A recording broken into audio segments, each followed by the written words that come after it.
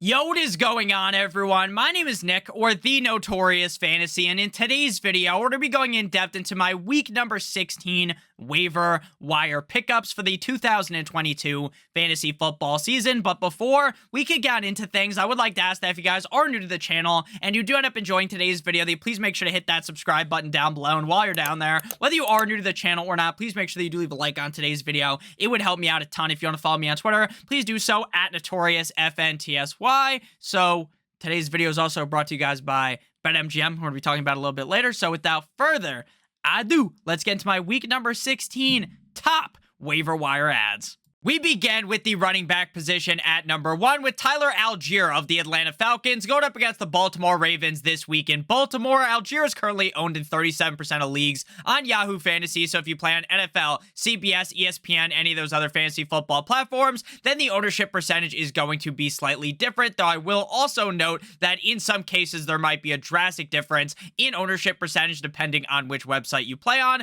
Last year, up against the New Orleans Saints in New Orleans, Algier finished the week as the RB number 7 in half PPR. Now, this video is being recorded prior to Monday Night Football, so if one of the running backs has a great game, then maybe Algier, or maybe two of them, falls down a spot or two. But running back number 7 on the week, 17 rushes for 139 yards and a touchdown, 1 reception on 1 target for -3 yards. Caleb Huntley is now out for the season with an Achilles injury. Now it is going to be Cordero Patterson and Tyler Algier as the main 2 backs on the team, and in my opinion, recently, Tyler Algier has played way better than Cordero Patterson and has earned a strong role in this offense. In the last 4 games, Tyler Algier has averaged 8.2, 5.2, 4.9 and 6.9. Very nice. I like yards per carry in each of those games. And this week, he gets the Baltimore Ravens, which is a defense that I think Tyler Algier could have some success against. And I know,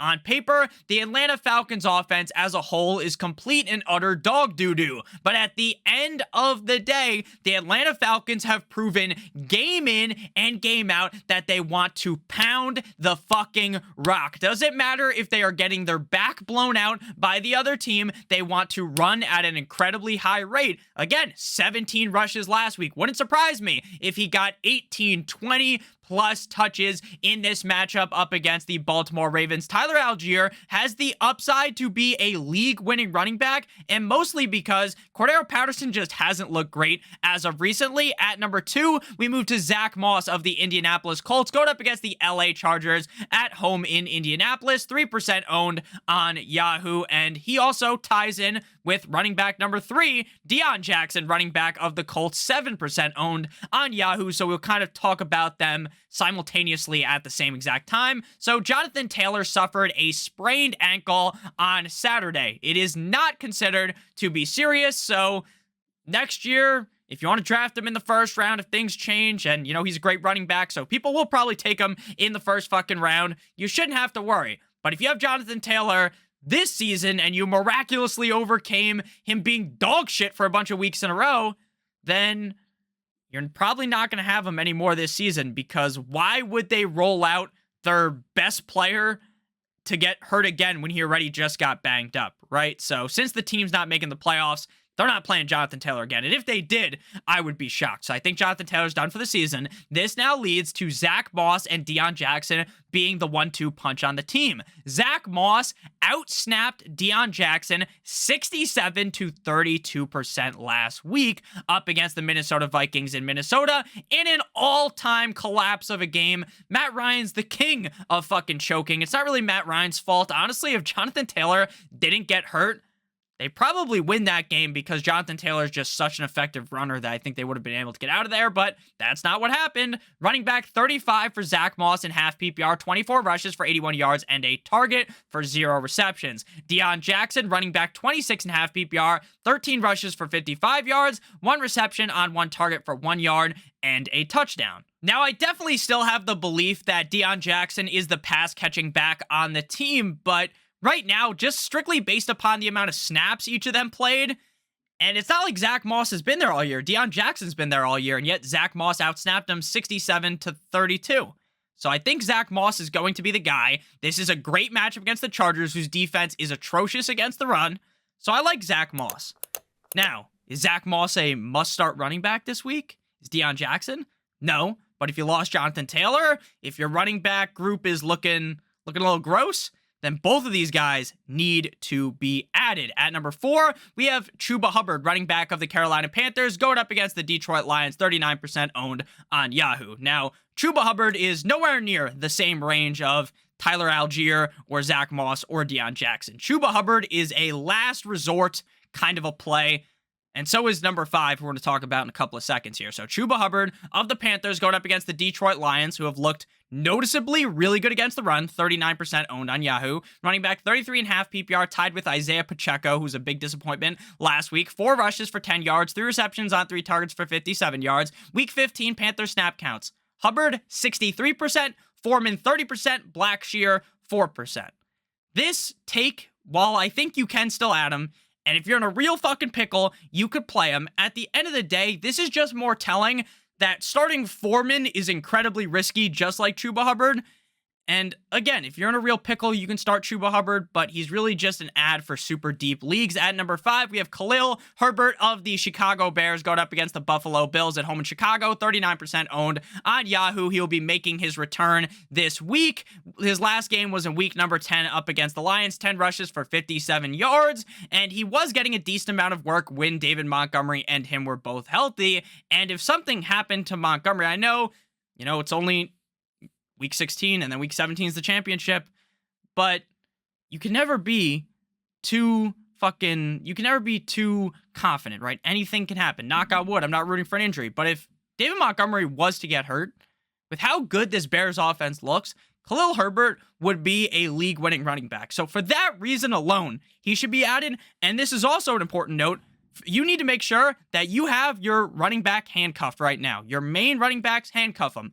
They are they have more value to your fantasy team than some random fucking backup tight end you never start or some random wide receiver you never start, right? Make sure you have your handcuff. This is the most important part of the season, to have your handcuffs. Now we move to the wide receiver position, beginning with Zay Jones of the Jacksonville Jaguars going up against the New York Jumbo Jets in MetLife. Now I know some people might scoff. They might say, Nick, it's obvious to add Zay Jones. Zay Jones has already been picked up in my league. Well, this motherfucker is available in 55% of leagues on Yahoo. So not everyone is getting the memo that this guy has been on a tear.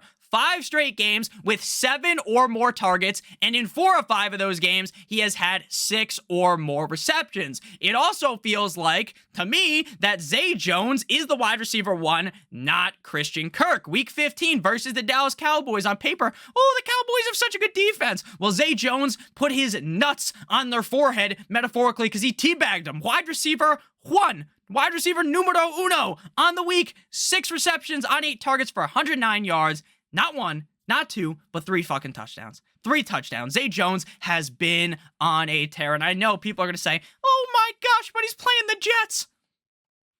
Fuck it, I don't care. If a guy is on fire, he's on fire, NBA Jam style. He's got that game breaker from NFL Street, if you've ever played those games back in the day. That's what he's got. He is on one. He's on a heater. You continue to ride the heater until the wheels on the metaphorical bus fall off. I'm starting Zay Jones this week. I don't give a fuck that he's playing the Jets. Don't give a damn. It's Zay Jones time, baby. Before we pivot into the rest of the wide receivers, then the quarterbacks, then the tight ends, I would like to give you guys a quick word from our friends and our sponsor over at BetMGM. In the spirit of giving through the holiday season, BetMGM has partnered with us to offer a $25 free bet on top of their first bet insurance of up to $1,000 to new players who sign up for a BetMGM account. This free bet promo will only be offered during Christmas week. So from today, December 19th to December 26th, all you got to do is follow the link to sign up for an account in the link in the video description or in the pinned comment with BetMGM. Deposit 10 or more dollars and you receive a free $25 bet. And then, since it's a risk-free bet, your other bet, you can shoot for the moon with your first wager. If your first bet loses, BetMGM will give you free bet credits equal to the amount of your first bet up to $1,000. So please make sure that you take advantage of this offer right now before it disappears again. Only available up until December 26th of 2022. So at number 2, we move to Treylon Burks of the Tennessee Titans, going up against the Houston Texans this week. Now, we haven't seen Burks play since week number 13 in the game he got hurt. He had 1 reception on 1 target for 25 yards and a score up against the Eagles in Philadelphia, wide receiver 36 on that week. And he also had 2 solid games prior to that. I would be perplexed, shocked, led astray if Treylon Burks didn't play this week. The matchup against the Texans, I know the Texans have looked a little bit better, but Burks, I assume he's going to be fully healthy. I think he's going to be 100%, and I think he's ready to ball up against the Texans. I talked about him the last couple of weeks before he got hurt as like, this guy looks like he might be a league winner for fantasy football. Zay Jones probably already is a league winner as long as he doesn't have some massive Humpty Dumpty fall off the wall. So Treylon Burks, definitely a guy I want to be adding. At number 3, we have Jahan Dotson of the Commanders going up against the San Francisco 49ers in San Francisco, 17% owned on Yahoo. Week 15 versus the New York Football Giants, wide receiver 8.5 PPR, 4 receptions on 6 targets for 105 yards and a touchdown. And he's had back-to-back Michael Jordan 96-97 games with 6+ targets and a touchdown. Now, this is another scenario where people are going to shit their pants. They're going to be like, oh man, Dotson's going up against the 49ers. The 49ers are one of the best defenses in the NFL, blah, blah, blah, blah, blah. At the end of the day, it's another scenario where you got to chase the heat. Jahan Dotson is on fire. Heineke is looking to feed this man the ball, and he's eating good. I know the matchup on paper isn't amazing, and I'm not saying that Jahan Dotson is even a must-start, like, top 18 wide receiver. But would it surprise me at all if he was wide receiver 18, 16, 14 against the Niners? No, it wouldn't. It really wouldn't. And Jahan Dotson, while he's been banged up this year, has looked incredible as a rookie. Very excited to see what he can do next year. But, we still got 2 more games left for fantasy football. In most leagues, week 17 is the final game. So should be pumped here. Again, not the best matchup. No wet dream matchup here, but a solid one for Jahan Dotson. At number 4, we have Chris Moore of the Houston Texans going up against the Tennessee Titans in Tennessee. 19% owned on Yahoo. This pickup is assuming that Nico Collins and Brandon Cooks miss again. If one is healthy, then Moore will be, all right. But if both of them play, I don't want anything to do with Chris Moore. 2 straight games with 9 or more targets. Now, the 9 targets didn't do too much last week up against the Chiefs. Wide receiver 51.5 PPR tied with Giants wide receiver Richie James. 4 receptions on 9 targets for 42 yards. Now, I know the Texans are still, for all intents and purposes, a dumpster fire. They're starting 2 quarterbacks. They use Davis Mills. They use Jeff Driscoll. It's real weird. It's like Taysom Hill and the Saints. But, hey, Chris Moore, a lot worse options than him. At number 5, this is more of a deep league ad. A fucking shot from half court. Marquise Goodwin of the Seattle Seahawks going up against the Kansas City Chiefs in Kansas City. 3% owned on Yahoo. So if you're in a real deep league, find him. A nice diamond in the rough, as they would say. Week 15 versus San Fran. Wide receiver 81.5 PPR. In prime time on Thursday Night Football. 2 receptions on 5 targets for 10 yards. Back-to-back games, though, with 5 or more targets. And both of those games included Tyler Lockett, who's now expected to miss several games. And now Godwin is locked into the wide receiver number 2 role behind DK Metcalf. So the matchup against the Chiefs is pretty decent, right? The Chiefs defense isn't the best. Now, I'm not saying they're dog shit, bottom of the barrel, like Geno Smith's going to pound them relentlessly. No, I don't think that. But could this be a higher scoring game? Maybe. And Goodwin might be sneaky good. Again, the wide receiver 2 on the team. How Geno's been playing, makes sense to add him, especially in a deeper league. Now we move to the quarterback position, beginning with Daniel Jones. Danny Dimes, quarterback of the New York Football Giants, going up against the Minnesota Vikings in Minnesota, 59% owned on Yahoo. Now, I know what you might be thinking. Nick, in your defensive stream video, if you haven't seen it, make sure you watch it. You talked about how the Vikings are a good defensive ad, and I agree, because the Giants are prone to making stupid decisions, just as is Daniel Jones. But at the end of the day, prior to last week, up against Washington, or not last week technically, because we're still in week 15, but you get what I mean. Prior to last night, Sunday Night Football, where he was quarterback 24 in Washington, he was on a tear of being a very reliable top 16-ish quarterback every single week. 21 completions on 32 attempts for 160 yards, 10 rushes for 35 yards. The Vikings defense is awful against the pass. They are bottom of the barrel. They're one of the worst teams in the NFL against the pass. So it wouldn't surprise me one bit if Daniel Jones eked out a top 10 performance. Now, am I going to have him ranked top 10? Probably not. But could he do that? Definitely. At number 2, we have Brock Purdy, quarterback of the Niners, going up against the Commanders. Left hand up. Who are we? The Commanders. 21% owned on Yahoo. Week 15 up against the Seattle Seahawks in Seattle in primetime Thursday Night Football. Quarterback 14 for Big Cock Brock. 17 completions on 26 attempts for 217 yards and 2 tugs. 4 rushes for -2 yards. 3 straight solid games in a row. I think the Commanders' defense will be better this week, assuming Chase Young plays. Commanders' defense is pretty decent. But yet again, Brock Purdy is on a roll. He's on a roll. He was owned in 10% of leagues last week, now 21%. Now I know a lot of people for the quarterbacks, they might be set in stone, right? They might have Patrick Mahomes already. They might have Justin Herbert. But if you have Jalen Hurts, who's probably not playing the next couple of games, guy like Brock Purdy, a lot worse options than him. At number 3, we got Gardner Minshew, quarterback of the Philadelphia Eagles, going up against the Dallas Cowboys in Dallas. My guy, Gardner, 0% owned on Yahoo. Jalen Hurts is expected to miss at least this week with a shoulder injury. I've read he might miss the rest of the regular season. And then, makes sense. They're really high up in the rankings. I think if they win one of the next 2 games, they clinch. So Gardner, Dallas defense, no bueno last week. Trevor Lawrence went to pound town against your ass. Comeback season. Now, Minshew had to play twice last year for the Eagles. And if you remember, he had that cool jacket on. I don't know if anyone remembers that. I don't remember a lot of things, but there are a lot of random things that I can remember that are useless. So, like, anything that would be relatively important, like, to remember on a daily basis, I can't fucking remember. Like, I never know where my wallet is or my keys or something.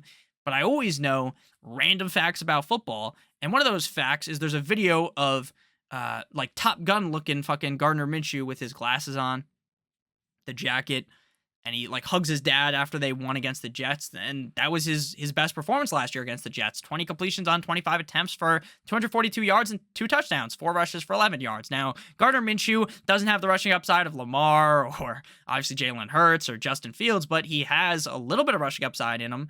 And the matchup against Dallas on paper is bad, but Dallas's defense has been kind of shit in the bed recently. So I think Gardner Minshew might be a sneaky start this week. Next up, we move to the tight end position, beginning with Chig Okonkwo, tight end of the Tennessee Titans, going up against the Houston Texans, 29% owned on Yahoo. A bit of a down game last week up against the Chargers in LA, tight end 15.5 PPR, 4 receptions on 5 targets for 54 yards, 1 rush for 6 yards, 4 straight games with 5 or more targets. So again, if you're down bad at tight end and you still haven't picked up Chig, just add him now. He doesn't necessarily have the biggest of upside because the Titans as a whole, like, offensively, they're just a fucking disaster. Like, Ryan Tannehill looks bad. He got hurt last week. It looked like the guy, his leg was all messed up. They have his shoe off. There's, like, a weird thing on his foot. Again, I'm not a doctor, as much of a doctor as Johnny Sins, but it didn't look good at all.